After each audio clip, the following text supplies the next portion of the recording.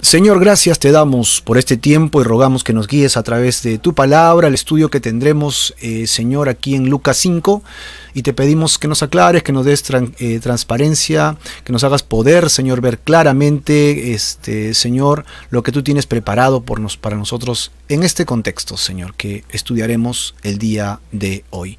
En el nombre de Jesús te lo pedimos, amén y amén. Muy bien, estamos aquí nosotros en un contexto interesante, ¿no? ¿Cuál es el contexto? Nosotros lo que tenemos es la palabra en Lucas capítulo 5, versículo 33 al 39, y le hemos titulado Vino y paño nuevos, ¿no? Son nuevos. ¿Por qué? Porque va a hablar de un vino añejo y de un vestido viejo, y va a hablar también de una fiesta de bodas, va a hablar también acerca de lo que es el ayuno.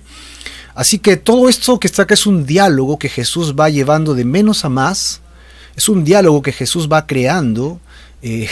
Jesucristo es magistral, hermano, o sea, analiza las palabras del maestro, y en realidad yo me imagino que los fariseos se rascaban la cabeza cuando escuchaban a Jesús, porque tal vez tenían que tomar apunte, ir a su casa y repasar, ¿no? A nosotros nos cuesta, después de 2000 años, nos cuesta trabajo de repente tratar de entender la profundidad con la que Jesús habla. Nos gustaría que dijera otra cosa y acabamos rápido, ¿no? Y decimos, ya, me parece que dice esto, pero así no se lee la palabra. La palabra de Dios se lee verso tras verso, renglón tras renglón, línea tras línea, y es como nosotros queremos mantener nuestros estudios. Así que vamos a leer qué dice Jesús, qué dicen estos personajes y de qué se trata lo que vamos a ver el día de hoy, ¿no? Vamos a ver este tema en detalle, pero no se olviden que siempre vamos con el contexto, es importantísimo, ¿no? ¿Y qué pasó? Ya Jesús empezó su ministerio, y ustedes recuerdan que él estuvo en Nazaret, o sea, el lugar donde él nació, y pues la gente que estuvo allí prácticamente lo ninguneó, ¿verdad? No creyeron en él. Y entonces, a pesar de que Jesús proclamó con la misma palabra en Isaías, que Lucas cita bastante Isaías, ¿verdad? Su mesianismo y el mensaje que sería dirigido a judíos y gentiles, wow, esto provocó una exasperación en toda esta gente y lo terminaron echando fuera, casi al borde de matarlo. Él sale de este lugar, ok, y continúa su ministerio, y al continuar su ministerio él muestra el poder que Dios le había otorgado como Dios hecho hombre, ¿verdad? Para liberar y para sanar, lo cual no dejó de hacer, y esto ocasionó que alrededor de Galilea, que era el centro de operaciones de Jesús, recuerda, Galilea está al norte de Jerusalén, y esta es una zona totalmente separada del centro religioso, ¿no? de esta ciudad, de este lugar político, económico y religioso más importante de Israel, que es Jerusalén. Ellos se encuentran pues casi en los límites, ¿no? en las fronteras. Hay un enorme lago, y alrededor del lago muchas pequeñas aldeas que se sustentaban de la pesca, ¿no? Y el comercio, obviamente. Pero había muchas aldeas, y Jesús va por esa zona y se convierte estos lugares en el centro de operaciones de Jesús. Así que iba de sinagoga en sinagoga enseñando, iba sanando, liberando a personas de demonios, y su fama se difundió por todos los lugares del entorno. Entonces la gente iba, le buscaba y estaban donde él, y le pedían que cada lugar que vaya no se detenga, pero Jesús insistía que él debía ir también a otros lugares, ciudades, que debía ir anunciando el evangelio del reino de Dios. Esto marcaba la línea de trabajo de Jesús. Ok, no se olviden que estamos en el contexto, ¿no? Y Jesús iba anunciando el evangelio del reino. Ya ustedes saben cuál es el evangelio del reino. Ah, amén, ¿no? Si no lo sabes, por favor busca, y te vamos a poner un link de repente con el resumen de qué es el evangelio del reino que Jesús anunciaba, que es importante que lo tengas claro, porque es lo que tenemos que seguir anunciando nosotros, ¿no? Tenemos que seguir proclamando el evangelio del reino del Señor. Jesús ha venido a rescatarnos para restaurar su reino en la tierra. Básicamente, eso es un resumen del resumen que hicimos. Entonces, y él fue enviado para predicar eso y consolidarlo, consumarlo en su muerte en la cruz. Así que él no para, no cesa, y no importa ya si es la sinagoga, él sigue predicando y enseñando, no importa si es Shabbat, ya no, él enseña en todo momento que se le pueda dar oportunidad. Y una de las oportunidades que tuvo fue justamente a las orillas del lago, y ahí se encontraba Pedro, también se encontraba otra barca de Juan y sus hermanos, Y Jesús, después de predicar, hace un milagro, y Pedro, en la barca de Pedro, y Pedro reconoce el señorío de Jesús, cae a sus pies, ¿no? Y le dice a él que él es un pecador y que se aparte de él porque el Señor es alguien grandioso, es un señor, ¿no? Un señor lo llama aquí. Entonces, esto está lleno de anécdotas que lo estudiamos muy bien, pero es importante el contexto. Pero cuando llegan a la orilla con la pesca milagrosa, en lugar de quedarse pues con la enorme cantidad de dinero, la cantidad de bienes que podrían tener con esta nueva riqueza producto de una pesca como la que tuvieron, dice que lo dejan todo y siguen a Jesús. Y no solo Pedro, sino que también Juan y Jacobo, que estuvieron con él.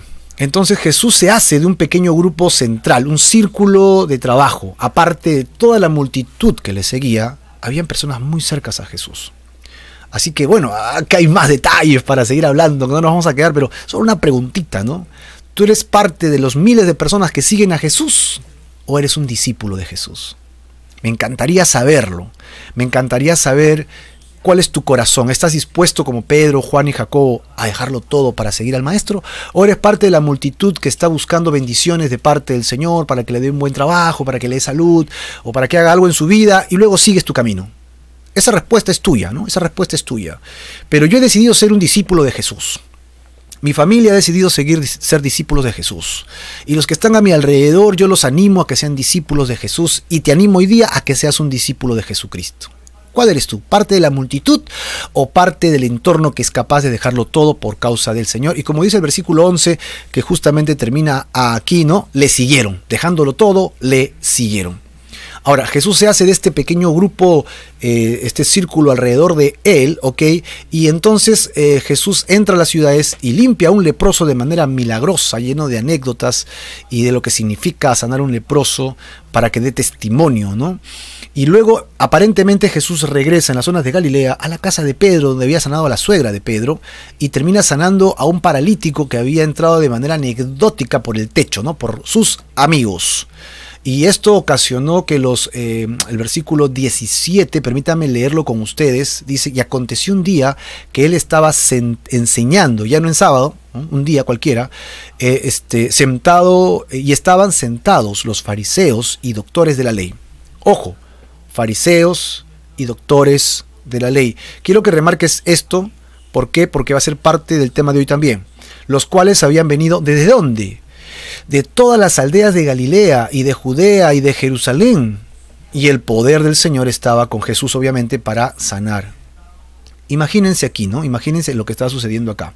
Ok, ahí tenemos un gran corazón de Edgar Leiva, ¿no? Bienvenido, Edgar. Dios te bendiga, ¿no? Muchas gracias por estar con nosotros en esta hora. Y regresamos al contexto. Tenemos a los fariseos y los doctores de la ley que habían venido de Galilea, o sea, de todas las sinagogas, ¿ok? De Judea y Jerusalén es el centro operativo religioso económico, donde está el templo, los sacerdotes, sumo sacerdote y toda la parafernalia religiosa que tenía Jerusalén e Israel, ¿no? Ahora, recuerden que estos hombres siempre estaban al acecho contra Jesús. Y creemos que habían venido a buscar a Jesús no para aprender. Sí había un grupo de gente que quería como Nicodemo, ¿verdad? Pero la mayoría que estaba detrás de Jesús venía al acecho. Y eso lo demuestra el contexto, ¿de acuerdo? Ellos venían para espiarle, para sorprenderle, para acusarle, para encontrarle algo y, como decimos por acá, bajárselo, ¿no? Tumbarse a Jesús para que ya no siga con este ministerio. O sea, ellos no venían de frente con soldados a sacarlo, porque Jesús era demasiado popular para hacer eso, así que ellos tenían que hacer una trampa, una celada. ¿Y cómo hacían eso? Recabar información. Así que mandaban doctores de la ley, fariseos, y estaban allí totalmente concentrados en lo que sucedía. Esto pues estuvo lleno de detalles. Al final Jesús demuestra que Él es Dios y que tiene poder para perdonar pecados y que tiene poder para sanar incluso lo imposible.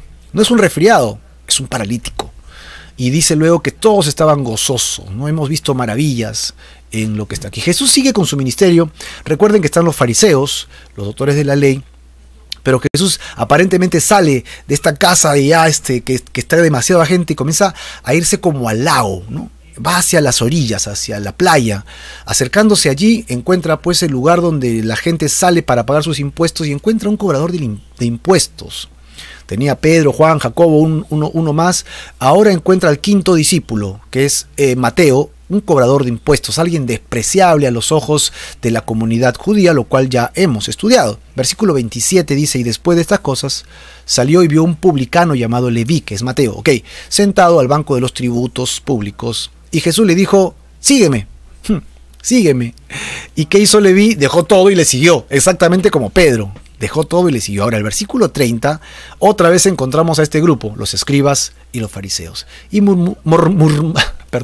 murmuraban contra los discípulos, diciendo, ¿por qué comen y beben con publicanos y pecadores? ¿Por qué?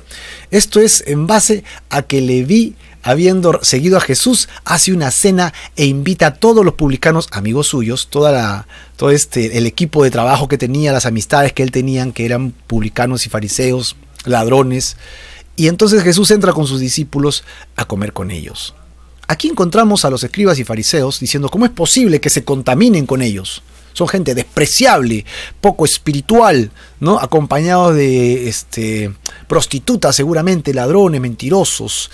¿Y cómo es posible que el maestro se siente con ellos? Se siente con ellos y trate de estar con ellos. No, esto está mal. Acá está el versículo 30. Los escribas y los fariseos murmuraban contra los discípulos diciendo, ¿por qué comen, beben con publicanos y pecadores? Bueno, esto lo redujimos en un esquema simple. Jesús es el Mesías y Leví es un pecador. Jesús le dijo a Leví, sígueme, y luego le dijo a Leví, arrepiéntete, básicamente. ¿Y qué hizo Leví?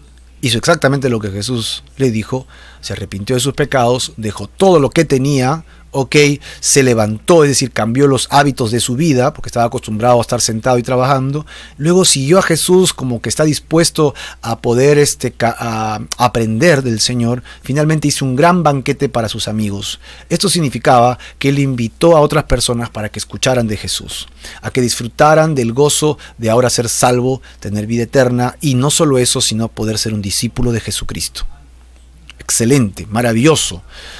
Hizo banquete. En este contexto de fariseos, maestros de la ley, discípulos en la casa de gente poco propia, hablando religiosamente, encontramos que Jesús va a entrar en otro contexto. Pero es la misma idea, o sea, no han salido de la idea, siguen en el mismo cuadro. Y vamos a entrar al estudio de hoy. En el estudio de hoy vamos a ver que este mismo grupo sigue hablando en contra de los discípulos, que ahora le estaba hablando a los discípulos, pero ahora le van a hablar a Jesús, ¿no? Pero es la misma idea, es en el mismo contexto. Ahí está Leví sentado, ahí está la gente tomando su copa de vino, están comiendo, ¿no? Están bien trajeados, son gente de mucho dinero. ¿Por qué? Porque eran publicanos que usufructuaban, ¿no? de los bienes del pueblo para ganar dinero para sí. Así tenemos este contexto. ¿De acuerdo? Ahora, lo que necesitamos nosotros es poder encontrar lo que viene sucediendo. Vamos de nuevo al título. El título de hoy día es Vino y paño nuevo. Para ello yo quisiera que me acompañes a Lucas capítulo 5 verso 33 al 39 y me gustaría leerlo primero todo. ¿Qué te parece? ¿Me acompañas? Vamos a leerlo todo en un texto preparado que tengo aquí. Lucas 5, 33, 39 nos dice, entonces ellos, ya sabes quiénes son ellos, le dijeron ahora a Jesús, ¿por qué los discípulos de Juan ayunan muchas veces y hacen oraciones? Y asimismo los de los fariseos, pero los tuyos comen y beben. Él, o sea Jesús, les dijo, ¿pueden acaso hacer los que están de bodas ayunen, entre tanto que el esposo está con ellos? Verso 35. Mas vendrán días cuando el esposo les será quitado y entonces en aquellos días allí ayunarán. Verso 36. Les dijo también una parábola. Nadie corta un pedazo de un vestido nuevo y lo pone en un vestido viejo, pues si lo hace, no solamente rompe el nuevo, sino que el remiendo sacado de él no armoniza con el viejo. Verso 37. Y nadie echa vino nuevo en odres viejos.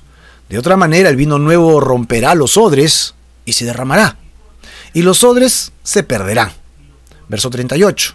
Mas el vino nuevo en odres nuevos se ha de echar, y lo uno y lo otro se conservan.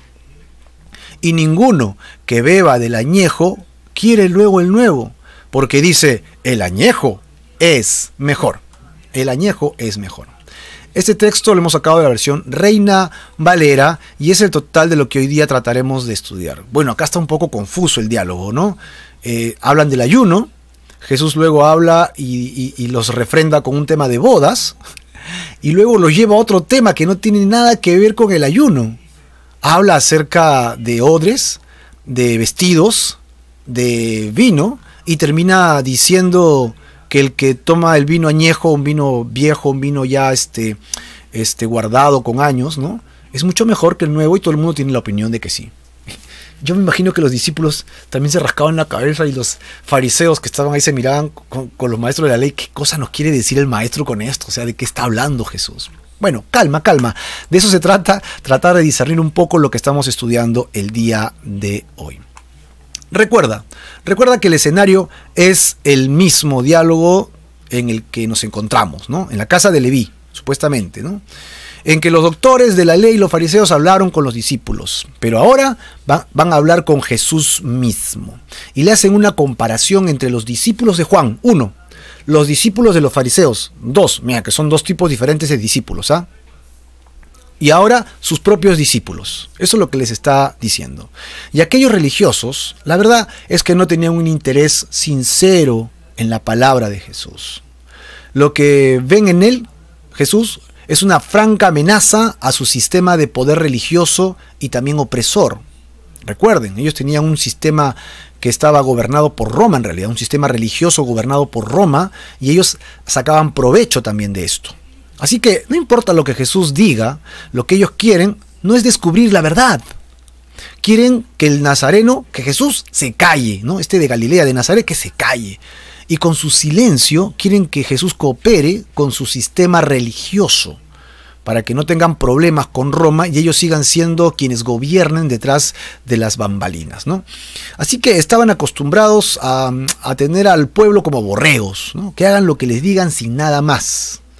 ¿Y con qué? Con tradiciones y con falsas interpretaciones de la ley. Así que yo te pido que tomes apunte de esto, porque es importante, ¿no? Es importante que puedas notar con nosotros de qué se trata, de qué estamos hablando, ¿no? ¿Qué significan estas cosas? Recuerda que la ley de Dios es pura y perfecta. Así que no estamos poniendo en tela de juicio la ley, porque la ley es la palabra de Dios. Y el mismo Señor dijo que no pasará, sino que permanecerá para siempre. ¿Recuerdas? Perdón. Entonces, la ley no es el problema. El problema es la interpretación de la ley. Ese es el detalle. Los fariseos, los maestros de la ley, tenían su propia interpretación y habían puesto cargas sobre los judíos, sobre los creyentes, cargas terribles sobre su interpretación de la ley. Cargas que ni siquiera ellos mismos podían llevar. Por eso es que eran unos hipócritas. Decían lo que se debía de hacer, pero ellos no lo hacían. Porque muchas de las cosas que enseñaban eran sus interpretaciones. Malas interpretaciones de la ley. Habían perdido el espíritu de la ley. La ley, en su verdadero espíritu y esencia de parte de Dios para con el hombre, es correcta.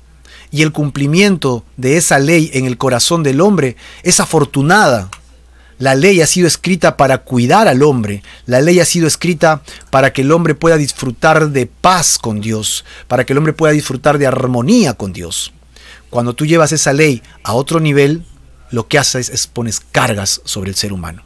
Por ejemplo, hay gente que dice, yo no quiero ser cristiano. ¿Por qué? Porque no puedes hacer esto, ni aquello, ni el otro. Ellos han perdido el espíritu de la ley.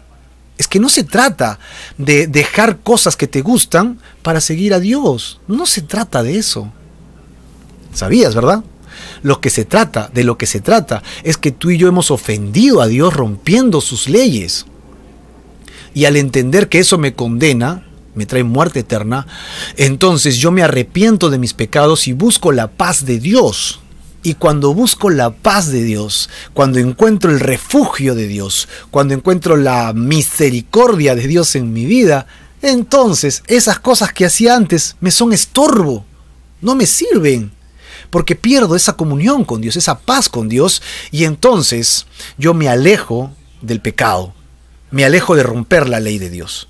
Y cuando vuelvo a leer la ley de Dios, me doy cuenta que la ley de Dios no es para imponerme algo de parte de Dios en mi vida para quitarme algún gusto, sino que más bien ha sido escrita para cuidar mi vida y mi alma.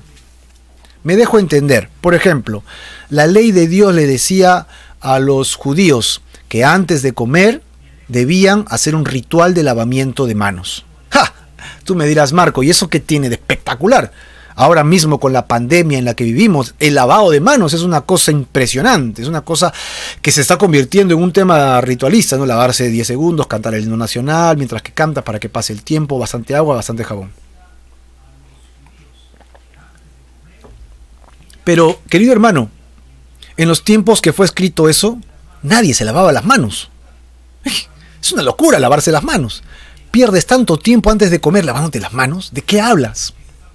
Tienes que lavarte las manos. Y entonces el lavarse las manos se convirtió en algo de la nación judía, algo extraño. Y Dios comenzó a pedirle a la nación de Israel que hiciera cosas como esas. No sabían que en las manos, contacto con el mundo, podíamos traer bacterias, virus y un montón de cosas que podíamos llevar a la comida o a la casa e infectar la familia. Y había muertes de peste, pero los judíos no tenían muertes de peste. ¡Qué extraño! Todos tienen peste menos ellos. ¿Por qué será? Porque Dios estaba cuidando.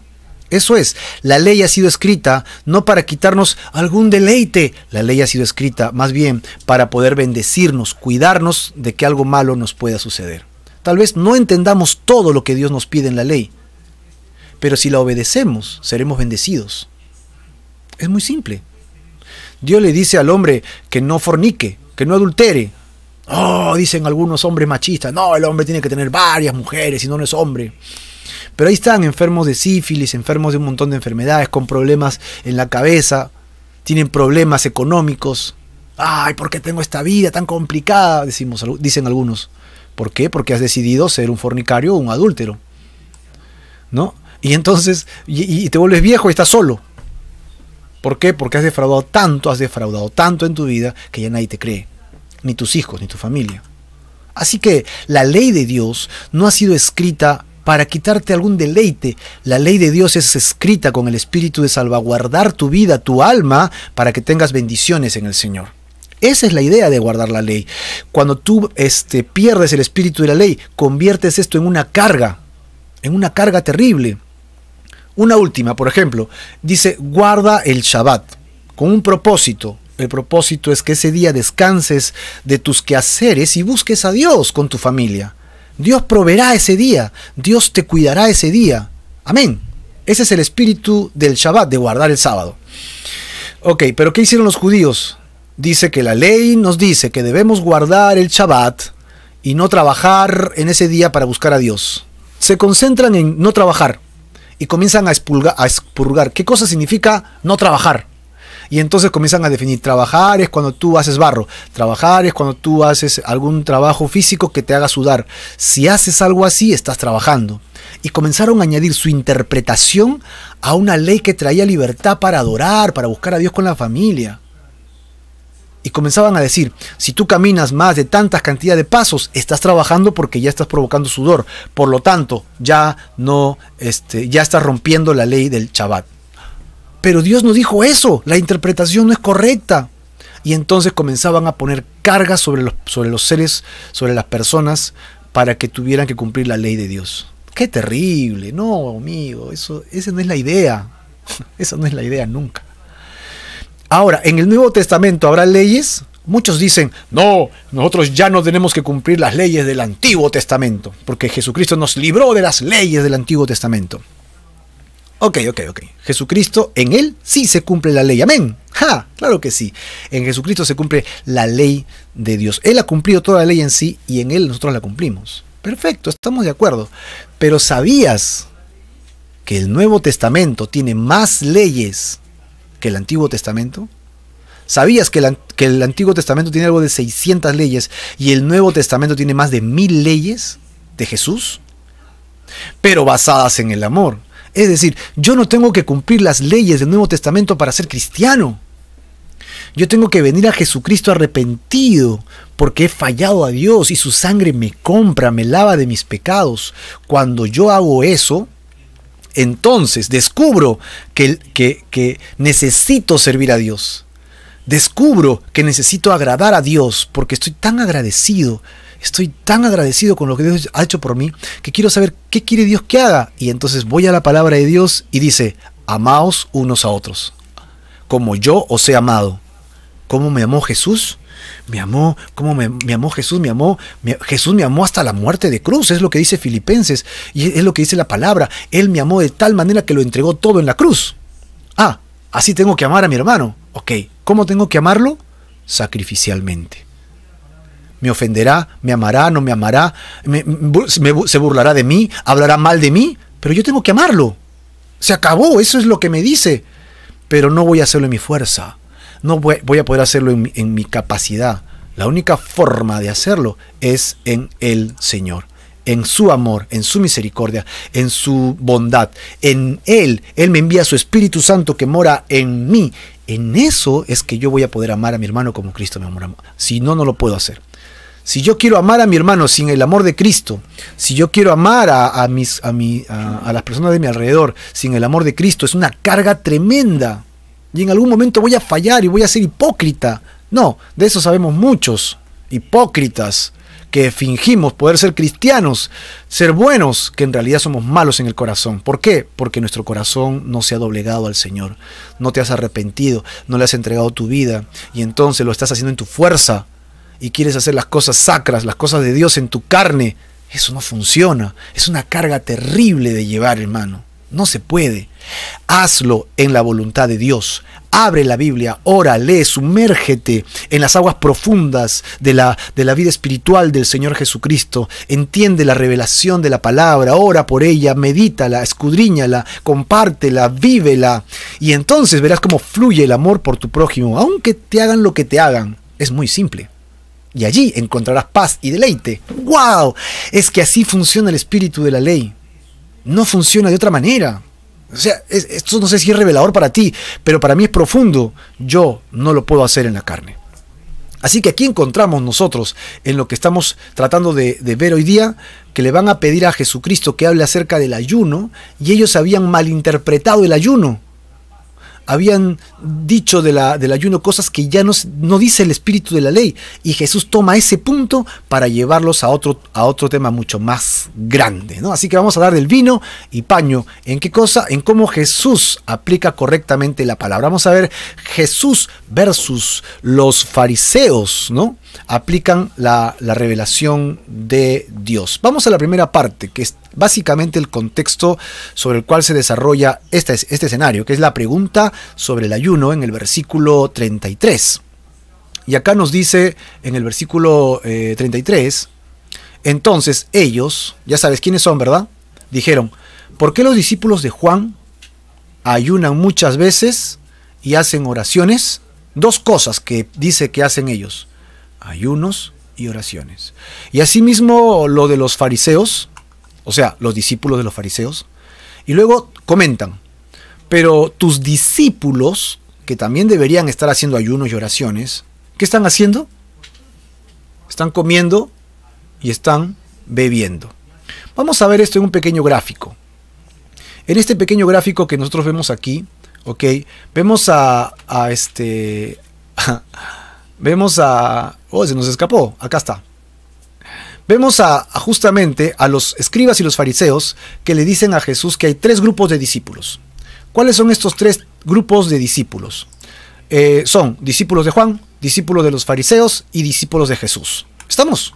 Perfecto. Ahora, le dice que los discípulos de Juan y de los fariseos hacen algo. ¿Qué hacen? Ayunan y oran.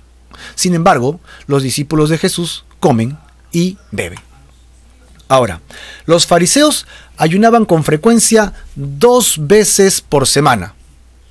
Recuérdalo en ese diálogo que hubo entre el fariseo que se creía justo y que oraba, ¿verdad? Y el publicano, ¿no? En Lucas 18. Y entonces él dice que ayunaba 2 veces por semana, el lunes y el jueves. Y a veces eran por motivos de apariencia, que todo el mundo vea qué santos son.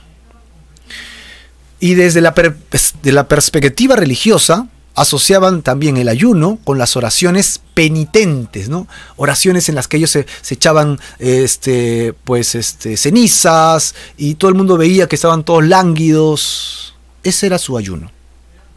Aunque en la forma de adoración del Antiguo Testamento, esto se celebraba en las fiestas, pero bajo la perspectiva de Dios, ellos habían trastocado el énfasis y lo habían convertido como lo importante, lo principal, ¿no? Una forma en la que todo piadoso debería vivir. Jesús, debemos recordar que también había vivido en ayuno. Jesús había hecho ayunos, pero hay que considerar que nunca lo hizo como una forma de impresionar a nadie, ni tampoco de imponérselo a otras personas. El ayuno, no es un chantaje espiritual. Señor, voy a ayunar y tú me tienes que responder porque he ayunado. No, el ayuno no tiene esa idea. Tampoco es una huelga de hambre, ¿no? Ni tampoco es un símbolo de gran espiritualidad. Yo soy una persona que ayuna mucho, ¿no? 1 o 2 veces por semana, hago alguien mucho ayuno. No es la idea. Es más, es mejor si nadie sabe que es ayunado. Pues el día que ayunas, lávate, échate aceite en tu cabecita, si vas a ir a trabajar, que se te vea presentable y sal. El ayuno es entre Dios y tú. Veremos que hay varios tipos de ayuno en realidad, ¿no? El ayuno estaba prescrito solo para el día de la expiación, ¿sabías? Había un día de la gran expiación. Ese día de la gran expiación era un día en la que se pedía que se haga ayunos. Eso lo vamos a encontrar nosotros en Levítico, capítulo 16. Y si te voy a pedir que me acompañes un momento allí, me voy a ir para allá en mi texto que utilizo para leer la Biblia. Vamos para allá un ratito. Sí, aquí está. Mira, Lucas 16, versículo 28, 29. Dice: el que los quemare lavará sus vestidos, lavará también su cuerpo, agua, y después podrá entrar en el campamento. Y esto tendréis por estatuto perpetuo en el mes séptimo, a los 10 días del mes. Dice acá: afligiréis vuestras almas, es ayuno. Y ninguna obra haréis, ni el natural, ni el extranjero, que mora entre ustedes. Versículo 30. Porque en este día se hará expiación, ¿no? En ese día que está fijando se hará expiación por ustedes. ¿Y qué cosas serán? Limpios. Limpios de todos sus pecados delante de Jehová. Eso es lo que sucederá. O sea, ese día de la expiación es una gran fiesta. Es una gran fiesta en la que se les está pidiendo a ellos que aflijan sus almas. Eso es lo que les está pidiendo. Así que sí, hay un gran día, el gran día de la expiación, que es el título que le pone Reina Valera, si no me equivoco, en este capítulo, justamente, Día de la Gran Expiación. Y entonces, en ese día se hacen varios rituales y entre ellos se debe ayunar. Pero Dios exigía un solo día de ayuno, que era el día de ayuno en la expiación. Así que sí es cierto que se le pide a ellos un día de ayuno, pero los fariseos, llevados por un fanatismo realmente hipócrita, ayunaban semanalmente.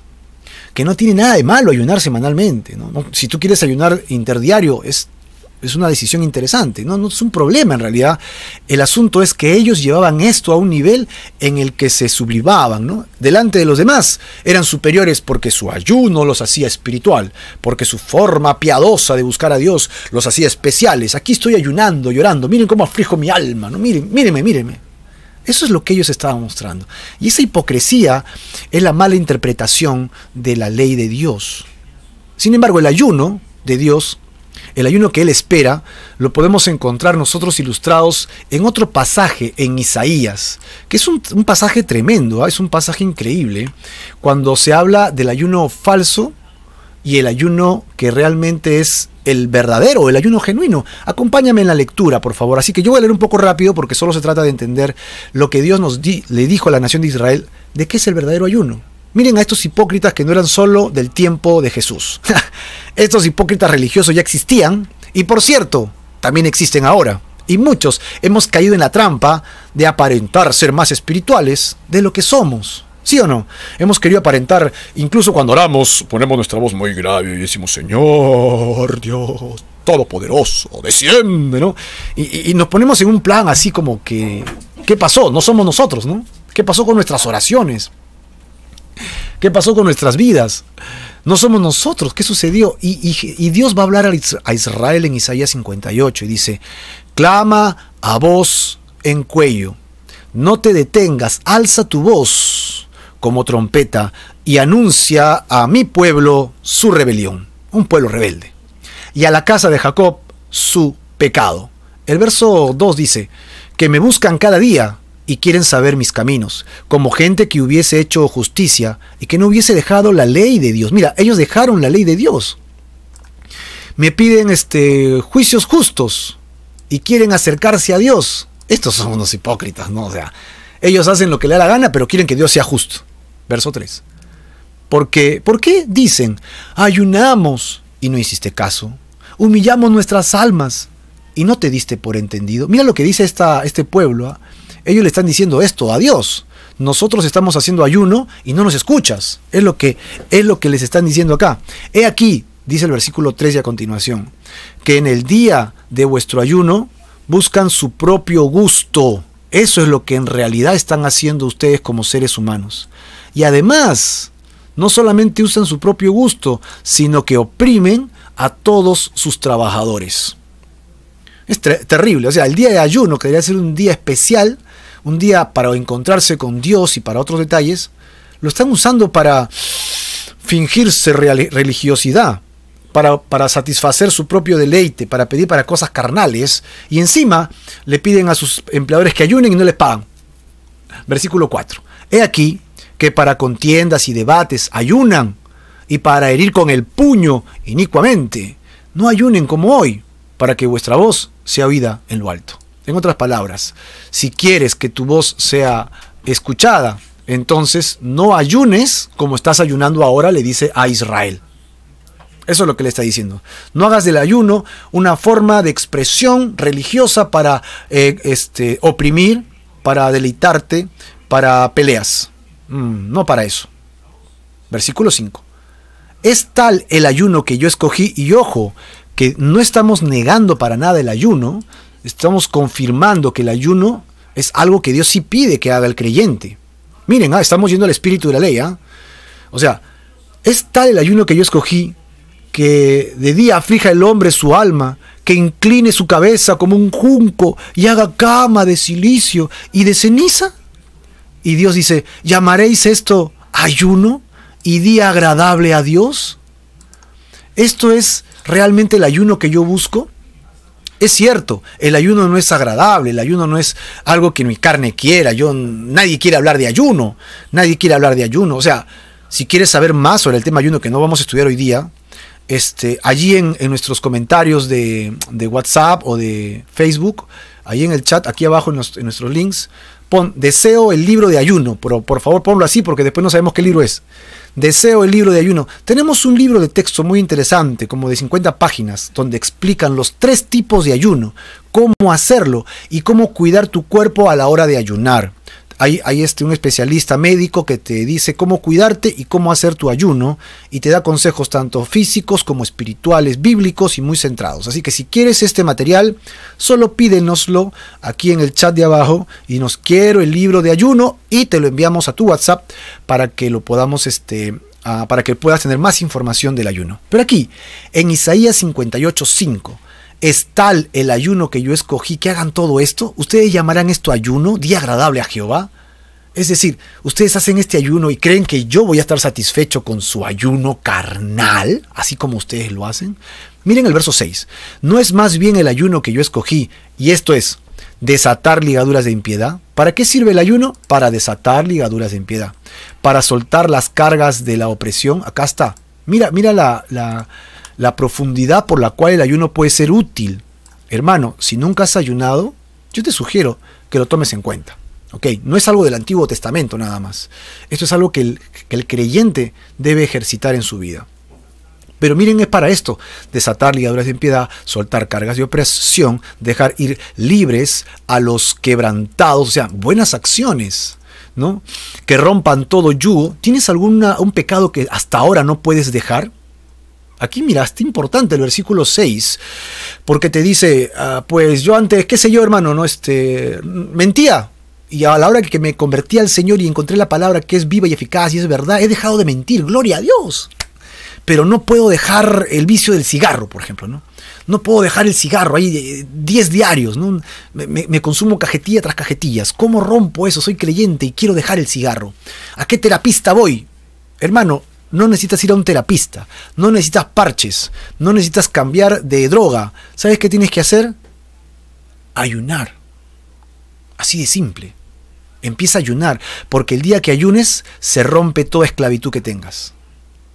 Ayuna y entrégale ese vicio a Dios.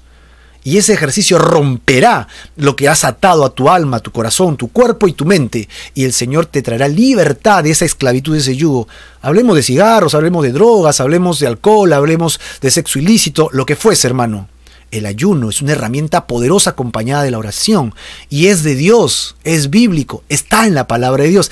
Es tan real, es tan parte de la vida del creyente que ya ni siquiera se exige en el Nuevo Testamento porque se da por hecho que los creyentes deberían ayunar. Y así que nosotros, 2000 años después, leemos y decimos, pero en ninguna parte Jesús obliga a ayunar. Claro que no obliga a ayunar porque debería ser un hábito común del creyente. Bueno, lee el libro que te voy a enviar, si es que lo quieres, me lo pides, te lo enviamos. Y vas a encontrar información increíble, increíble acerca de eso, ¿no? Interesantísimo. Bueno, Frida desea el libro, así que tomamos nota. También María Elena Segarra. Si no tengo tu WhatsApp y no recibes mensajes de WhatsApp, por favor envíenos su número de WhatsApp, ¿verdad? Para poderles enviar el libro al WhatsApp más fácil. Ok, versículo 7. No es que partas tu pan con el quebrantado, es decir, ese día no comes, entonces no significa que ahorras. Podrías ayudar con justamente tu comida. Ese día le das el almuerzo a otro. No es que compartas tu pan con el hambriento. Mira que el ayuno no solamente tiene que ver con un tema personal, es también de ayuda al prójimo, ¿no? Y a los pobres errantes y albergues en casa. O sea, el ayuno tiene otra acción más, que seas compasivo. Ayuda a los que te necesitan albergue. Que cuando veas al desnudo lo cubras y no te escondas de tu hermano. Mira, si alguien tiene necesidad de ropa, entonces despójate y ayúdalo. El ayuno tiene todas estas cosas, estas connotaciones. Entonces, cuando tu ayuno tenga esta inspiración, cuando tu ayuno tenga esta revelación, cuando tu ayuno tenga esta interpretación correcta, que es el espíritu, mira, el espíritu del ayuno es este. Entonces, ¿qué pasará? Verso 8. Nacerá tu luz como el alba y tu salvación se dejará ver de pronto. E irá tu justicia delante de ti, y la gloria de Jehová será tu retaguardia. Entonces invocarás allí, cuando hagas lo correcto, allí, tú vas a invocar, ¿y qué sucederá? Te oirá Jehová. Eso es lo que pasará. Te oirá Jehová. Clamarás, ¿no? Clamarás, y dirá a él. ¿Qué dirá él? Heme aquí. Es decir, tú quieres que Dios escuche tus oraciones, que Dios quebrante tus pecados, que Dios te libere. Ayuno, hermano. Haz ayuno, en serio. No vas a morir por un día de ayuno. No mueres. Parece que mueres. Sí, es verdad. Parece que te vas, ¿no? Pero no te vas. No te mueres. Si tienes todos los cuidados de ayuno, ahí está el libro. Te lo enviamos. Invocarás, clamarás, Dios te oirá y te dirá, heme aquí. Y si quitares de en medio de ti el yugo, el dedo amenazador y el hablar vanidades. Y si dieres tu pan al hambriento y saciares el alma afligida, en las tinieblas nacerá tu luz, tu oscuridad será como el mediodía. Jehová te pastoreará siempre. Qué maravillosa promesa. Mira, en virtud del ayuno, Él será tu pastor. Y en las sequías saciará tu alma y dará vigor a tus huesos, y serás como huerto de riego y como manantial de aguas, cuyas aguas nunca faltarán. Isaías 58:11, en base al ayuno. Subráyalo en tu Biblia, tenlo presente, es un versículo poderoso de promesa de Dios. Ahí está la promesa vinculada a una acción, el ayuno con sus connotaciones. Versículo 12, y los tuyos edificarán las ruinas antiguas, los cimientos de generación en generación levantarás, y serás llamado repartidor de portillos, reparador, restaurador de calzadas para habitar. Si retrajeres el día de reposo, tu pie de hacer tu voluntad en día santo, y lo llamares delicia, santo, glorioso a Jehová, y lo venerares, no andando en tus propios caminos. Ojo, no es a tu manera, no es a la forma en que tú quieres tu religión, es a la manera de Dios, ¿ok? Ni buscando tu voluntad, ni hablando tus propias palabras. Entonces, versículo 14, te deleitarás en Jehová. Allí, cuando hagas el verdadero ayuno, no en tu propia voluntad. Dice el verso, y yo te haré subir sobre las alturas de la tierra y te daré a comer la heredad de Jacob tu padre, por la boca de Jehová lo ha hablado. ¡Wow! ¿Y quieres seguir hablando del ayuno? Hay mucho que hablar, pero no es el contexto. O sea, esto que estamos leyendo, los judíos que estaban con Jesús lo sabían. Así que no consiste tanto en abstenerse de alimentos, sino de intensificar tu relación con Dios. No consiste tanto de abstenerme y verme afligido y verme a alguien piadoso. Miren qué piadoso soy, cómo lloro, miren cómo lloro, estoy lamentado de mis pecados. Es cierto, hermano, tenemos que morir a nuestra carnalidad, a nuestros pecados, tenemos que dejar todo eso atrás y eso cuesta y hay un sacrificio diario en la que tenemos que vivir, pero no se trata de eso. Otra vez, no perdamos el espíritu. ¿De qué se trata? De tener una comunión con Dios. Así que el ayuno termina siendo una herramienta, solamente eso, como la oración, que es una herramienta poderosa, pero que no tuerce la mano de Dios. ¿Verdad? La oración es mi comunión, mi relación, mi interruptor entre Dios y yo. Eso es la oración, eso es el ayuno. Y yo debería deleitarme. Jesús se levantaba de madrugada para orar. Jesús ayunaba regularmente. Jesús tenía una comunión con el Padre. Ese ejemplo es el que debemos seguir nosotros. Tratar el ayuno de otra manera sería una forma religiosa, una interpretación equívoca del verdadero propósito del ayuno. Sin embargo, regresando a nuestro contexto y a la idea del estudio de hoy, estos fariseos le decían, los discípulos de Juan ayunan los lunes y los jueves. Los discípulos de los fariseos también ayunan los lunes y los jueves, todas las semanas.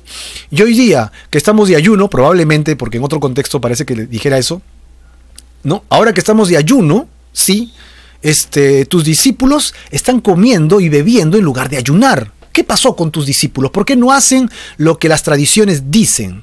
Lo que la religión nos enseña. ¿Por qué no hacen eso? ¡Ja! Entonces Jesús les va a poner un ejemplo de las bodas. ¡Tatán! Y nos encontramos aquí con el ejemplo de las bodas.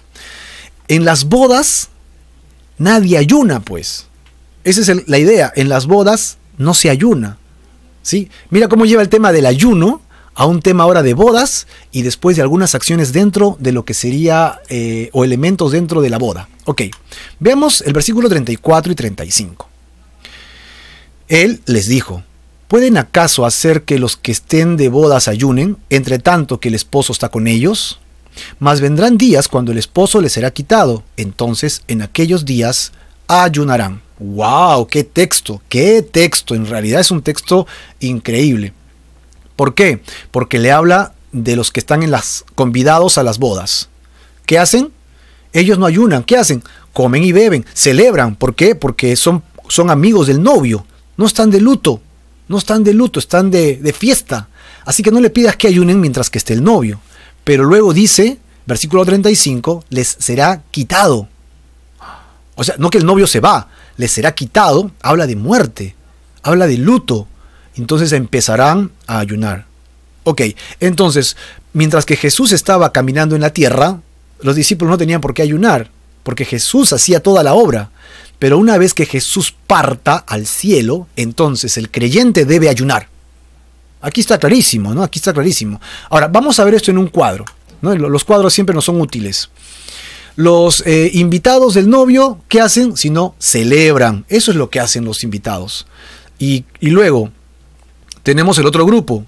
Cuando el novio les sea quitado, entonces están de luto y están de ayuno, ayunarán. Cuando el novio está con ellos, es una connotación interesante, porque Dios siempre habla de Dios como Señor y de Israel como su pueblo, ¿ok? De varias formas, y entre una de ellas es como esposo y esposa. Sí, así que trae esta idea a colación. ¿Ustedes me hablan del ayuno? Sí, ok, yo soy el novio ahora.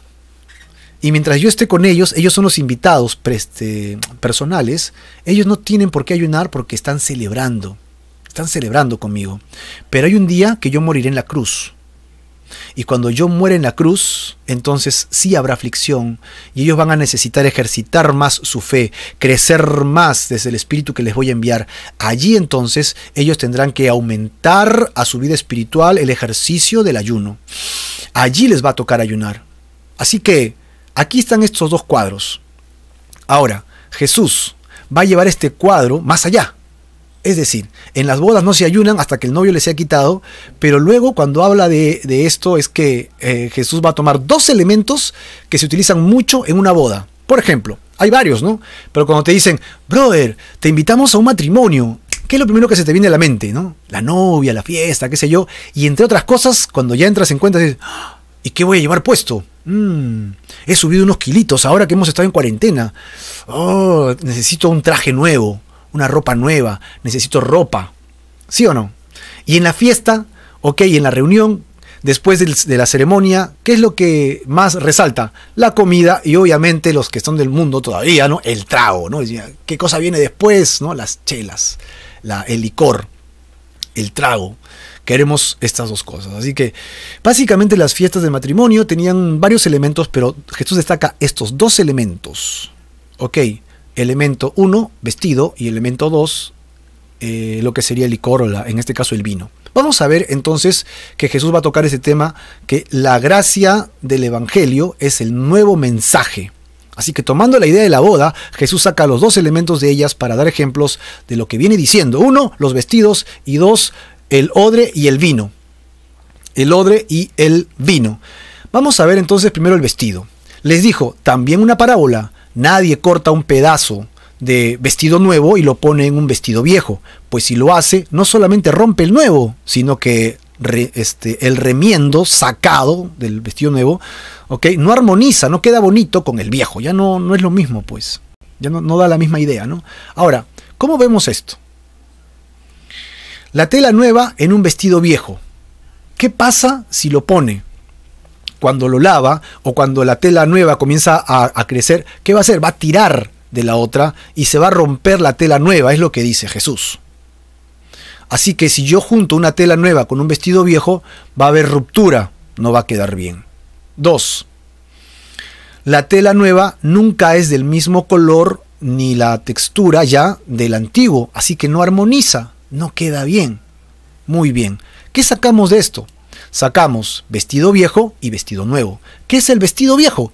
La palabra vestido, la palabra ropa, linaje escogido, cuando dice tenemos vestidos blancos, por ejemplo, habla de las buenas obras. Así que cuando hablamos de vestimenta, generalmente está relacionado a lo que sería una vestimenta, viene relacionado a lo que serían obras, básicamente. Así que un vestido viejo estaría relacionado a las obras exigidas, pero por la interpretación que los fariseos hicieron a la ley. Los fariseos a los judíos, evidentemente, ¿no? Porque la ley exigía a los judíos que hagan las cosas. ¿Y el vestido nuevo qué significaría? ¡Ah! El vestido nuevo serían las obras exigidas por Jesús ahora a la iglesia. La iglesia conformada tanto por judíos como por gentiles. Por judíos como por gentiles. Así que el ayuno exigido por los fariseos es una mala interpretación, es una exageración. Pero el ayuno practicado en el espíritu de la ley, como lo hemos visto, e interpretado por Jesús, es correcto. Es como se debería de hacer. Así que ahora Jesús les está diciendo con esta parábola, miren, qué maravilloso, ¿no? Ahora se va a otro tema del matrimonio. ¿Qué cosa hablamos? Del vino. El vino se guardaba en odres, porque no habían botellas de vidrio en esa época, ¿no? Vamos a ver el ejemplo de los odres y de el vino. Versículo 37 al 38. Y nadie echa vino nuevo en odres viejos.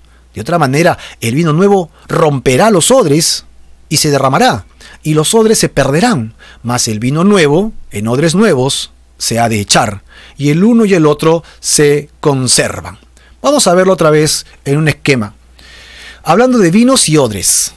Recuerden, el odre se sacaba de la piel del animal curtido, ¿verdad? Secado, saca todos los pelitos, se voltea, se cose, y la parte del cuello del animal quedaba como la parte alta y quedaba una enorme vasija, ¿no? Y dentro se echaba el vino. El vino entraba y luego lo sellaban y quedaba totalmente hermético. Eso es un odre. Ahí está, clarísimo. Creo que la imagen lo muestra bastante bien. Luego, ¿Qué pasa si tú tienes que el vino de adentro comienza a fermentar y comienza a tirar del cuero, comienza a tirar el cuero, así que el cuero se estira todo lo que puede hasta su máximo? Esto se hace de manera simultánea, mientras que el vino fermenta, el cuero se dilata. Pero ¿qué pasa si yo a un cuero ya dilatado le pongo vino nuevo? Cuando el vino nuevo entre y comienza a dilatar, ¿qué va a hacer? Va a tratar de dilatar otra vez el cuero y el cuero ya no tiene dónde más dar. Por lo tanto, el cuero reventará. ¡Plah! El cuero se revienta, se pierde el odre, el cuero, y el vino se derrama y se pierde porque el vino derramado ya no lo puedes recuperar. Esta idea la tenemos graficada acá. Los vinos y odres, nuevo y viejo, se pierden. Si los juntas, se pierden. Pero cuando todo es nuevo, se conservan el vino nuevo con odre nuevo. Acá tenemos entonces otra vez esto. Odres y vinos viejos. ¿Qué serían? La interpretación por los fariseos. Y esto nos habla que es una mala interpretación porque ellos estaban llevados por su carnalidad. Básicamente eso. Pero los odres y vinos nuevos, ¿qué representaría? Representaría la ley, pero interpretada por Jesús. La ley aplicada por Jesús lo va a llevar a la cruz cumpliendo la ley y trayendo el evangelio del reino de Dios a la tierra. El mensaje de salvación a toda persona. Así que los odres viejos y vinos viejos es la religión, la tradición, mientras que el odre nuevo y vino nuevo es el evangelio, básicamente. Jesús llevó el tema del ayuno a otro nivel. Él le da la interpretación de la ley que lleva la gracia de Dios, tanto para nosotros los gentiles como para los judíos que quieran creer el evangelio de Dios. Mientras que los fariseos desean basar su fe o su religión en sus tradiciones, que han pasado siglos, ¿no? Centenarias, y sus interpretaciones carnales de la ley de Dios. Ellos perdieron el espíritu de la ley y están basándose en sus tradiciones.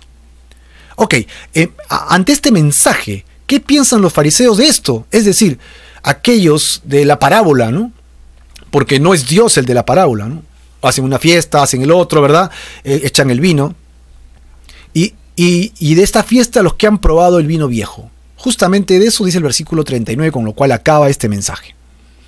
¿Qué es mejor para los hombres? Versículo 39. Y en ninguno que prueba o beba del añejo, ojo que no dice que Dios dice esto, ni que Dios está probando el vino, dice aquellos que prueban el vino. Ninguno que beba del añejo o el viejo vino quiere luego el vino nuevo. El vino nuevo todavía no fermenta, porque dice el añejo es mejor. El añejo es mejor, evidentemente, ¿no? Así que el vino viejo, ¿qué cosa es? La interpretación carnal de la ley, las tradiciones. Eso es lo que representa el vino viejo.